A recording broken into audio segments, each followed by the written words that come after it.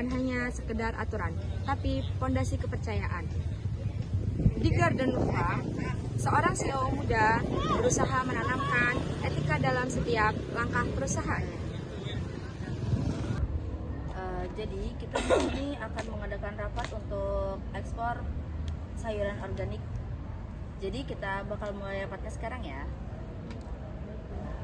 Jadi kita di sini bakal membahas rapat proyek besar kita itu tentang ekspor sayuran organik ke luar negeri. Tapi ingat ya, dalam ekspor tanaman organik ini kita harus kualitas dan etika tetap nomor satu. Bu, kalau kita kurangi sedikit standar organik, produksi bisa naik dan biaya turun. Itu tidak boleh ya Ica. Kalau kita mengurangi standar organik, kita akan menipu konsumen dan konsumen itu akan hilang kepercayaan kepada perusahaan kita. Permintaan tinggi Bu, tapi stok kita terbatas.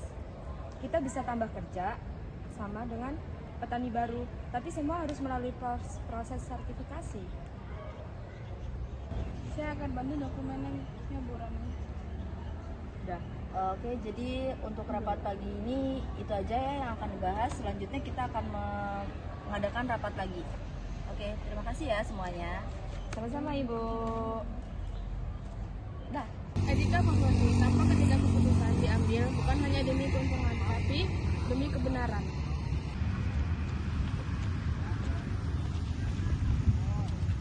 Baik Bu, jadi tanaman sama hasil tanamannya itu kurang bagus Bu, dikarenakan tanamannya itu kekurangan air sama terkena penyakit.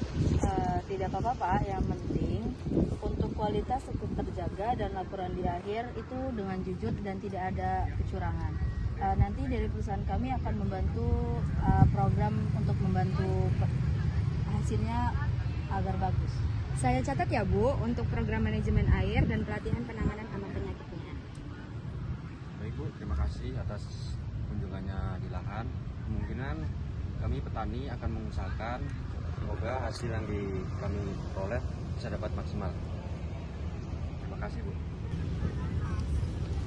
Etika profesi juga memerlukan mitra kerja dengan keadilan dan rasa hormat.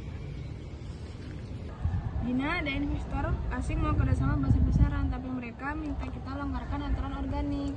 Tapi itu melanggar kode etik perusahaan. Kalau data sertifikasi kita palsu, reputasi kita juga ikut hancur. Ica, terima kasih ya sudah terbuka, tetapi perusahaan kita tidak menjual prinsip demi uang. Tapi ini investasi besar Bu, bisa membuat perusahaan berkembang lebih cepat.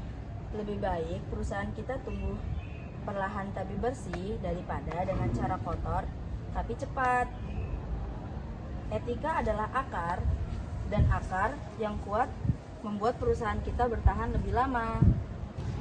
Ujian etika datang ketika nilai keuntungan menggoda, namun nilai moral tetap menjadi kompas. Bu Rani, keputusan Ibu Rani memang benar, tapi berat. Sekarang petani dan pelanggan makin percaya. Saya baru dapat email, konsultan luar negeri memuji konsistensi kualitas kita. Ternyata kejujuran adalah nilai jual paling tinggi ya. Saya minta maaf Bu, saya belajar etika bukan menghambat tapi pelindung. Tidak apa Ica, yang penting kita semua di sini belajar tumbuh bersama dengan nilai yang benar ya. Kita bukan hanya menanam sayur, tetapi kita menanam kepercayaan, tanggung jawab, dan kejujuran. Karena hasil terbaik lahir dari etika yang kuat. Etika profesi bukan sekedar teori, tapi cermin dari tindakan nyata. Dalam setiap benih yang ditanam dengan integritas, tumbuh dengan kepercayaan yang akan terus berbuah.